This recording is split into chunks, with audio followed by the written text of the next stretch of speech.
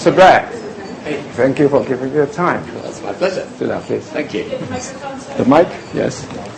Could you give me some coffee, Catherine? Yeah. They are faithful followers. Oh, you must get me to sign that for you. Yes. And have you read it? Do you want to put it on the belt there? It's a good book. Yeah. Thank you. You sound surprised.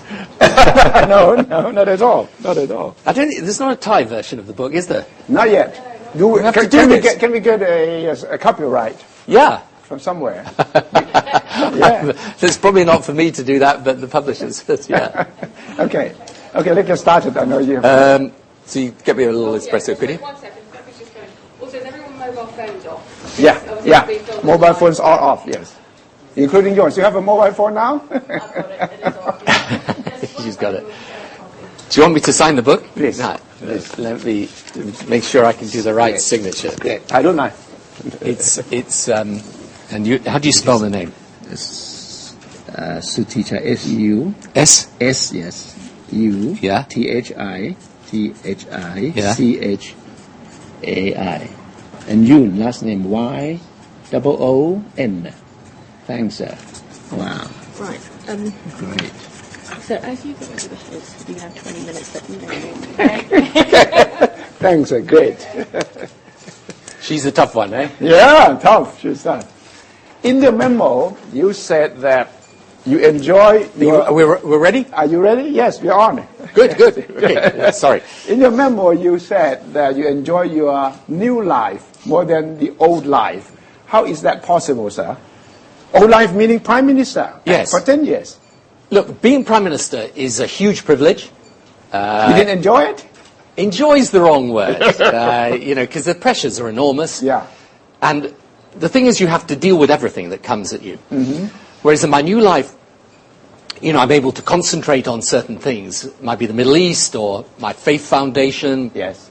My Africa charity. Yes. Climate change. I'm able to concentrate on certain key issues, and the pressures aren't the same. So my new life is probably more enjoyable, but my old life was a privilege to do. But what is more productive? Which part of it is more productive? Well, I think that it's productive in a different way. Yeah. I mean, funnily enough, if you take something, I do a lot of work in Africa now. Sure, I have a charity that's working in 5 different countries in Africa. Now, when I was Prime Minister, I increased our aid to Africa. I trebled it. Yes. Right? So that was one impact. But today I work with governments in Africa to make change, and I also have an impact, but it's different. So I think you can the do... sense of satisfaction is more now than before? Not more, but it's equal. Oh. Right. So one of the foundations which I'd like to do here in Thailand, which is how do you get different faiths and cultures working together? So I have a foundation that operates now in many different countries where we educate children in school to learn about other cultures, other faiths, so that people live harmoniously together. Right. So that foundation, that's something I could never have done as Prime Minister. Yeah. But I can do it now. But if you were Prime Minister now, what would you advise the Eurozone Prime Ministers, leaders, to deal with the debt crisis? If Europe wants to save the single currency, it's... Do you want to save the single currency? Yes, it's better it survives than not, yes. Okay. Yeah.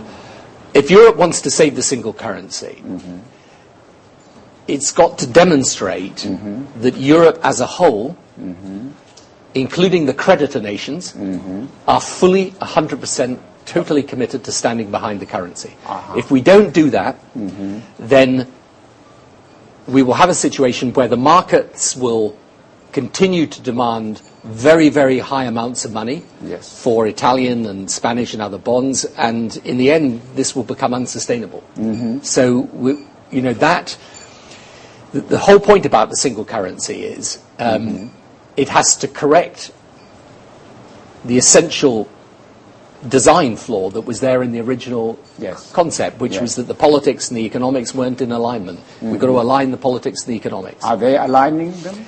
And they are taking the measures. We've come a long way, but time is short. Yeah. And this situation is critical. How much time do you give them?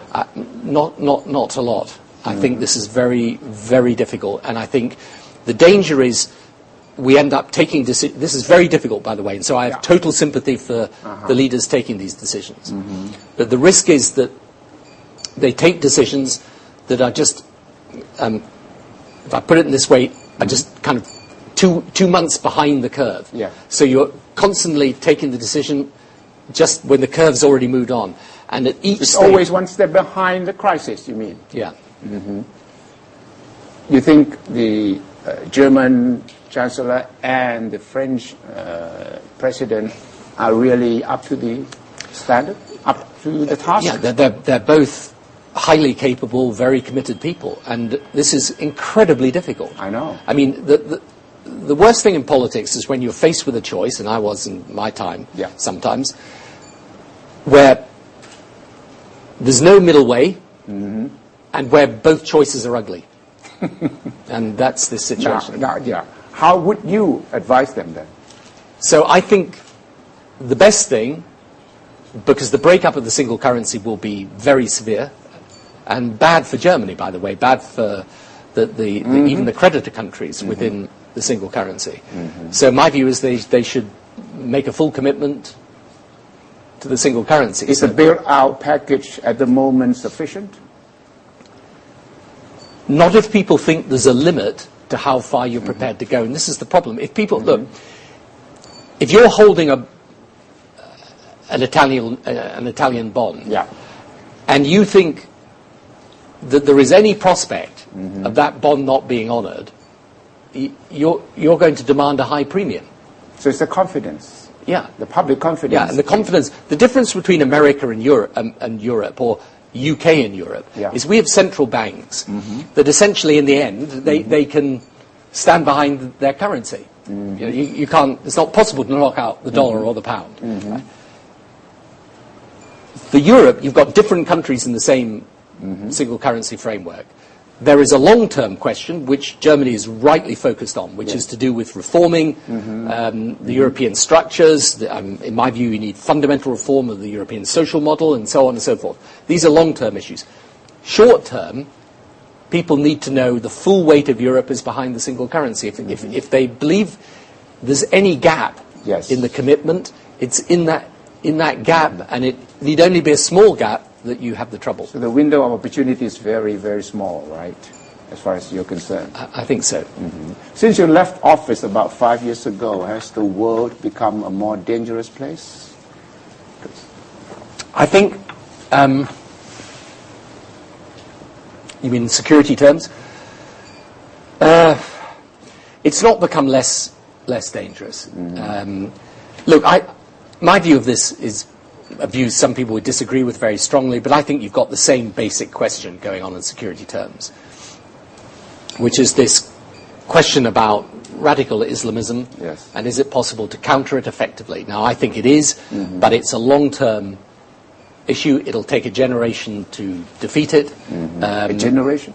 Yes, I think it's not a short-term battle, this, and it requires security measures on the one hand, but on the other hand, and this is why I promote this idea of religious understanding, it also requires us to realize this is in part a religious problem, and you've got to deal with it.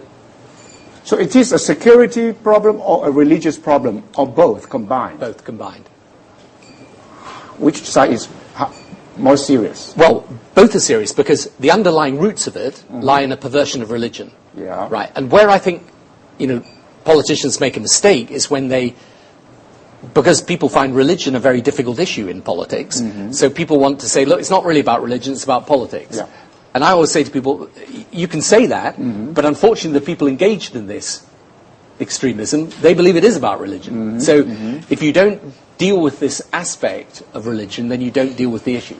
So my view is that you need, on the one hand, security measures, of course. These people, I mean, the most extreme of them are prepared to use terrorism to kill innocent people, so you've got to have security measures in place. But the deeper question lies in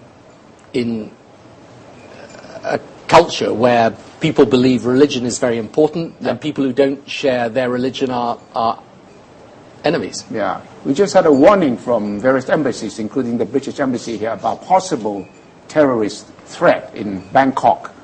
And one suspect has been arrested from Lebanon, Thai police claim that he is a member of the Hezbollah group. You think, you have been to the Middle East many, many, many times. You think that the Arab Spring as well, the revolutions going on there, the deep-rooted hatred, and the religious security issues, would they together make the world less stable? Yes, I think they do make the world less stable, and that's why it's important that in the Middle East particularly, with these Arab revolutions, the risk is very, very clear.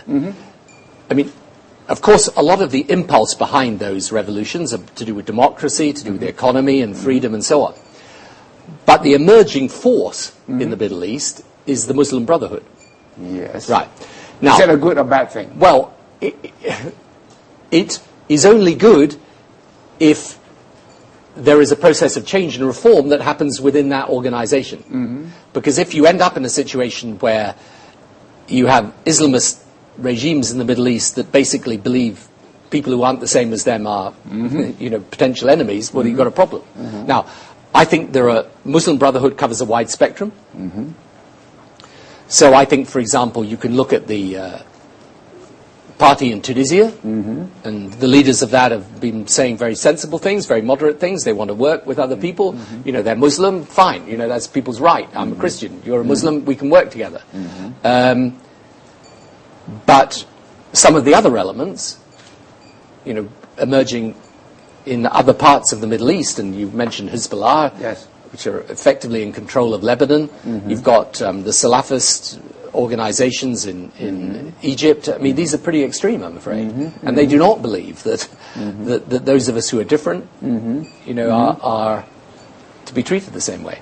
Was the departure of Gaddafi a good sign or bad sign for the Middle East? Well, you met him many times. How many times is he? I probably met him, about 6 times. Yeah, really? Yeah. Were you sad when he died? Look, he had a choice, really. Yeah. And this is the choice for these types of regimes. He could have, because he changed his external policy, he gave up his nuclear chemical weapons, he started to help in the fight against... And that's why you went to see him? Yeah, absolutely. But in the end, I'm afraid he wasn't prepared to change his system of government. And then he ended up killing his people. So, in the end, his removal was the right thing. But, what now transpires in Libya is, it's again... It's a good thing? Well, I hope so, but we'll have to see. What kind of a guy was he, Gaddafi? You met him many times, you talked to him a lot. Was he basically as crazy as he was portrayed to be?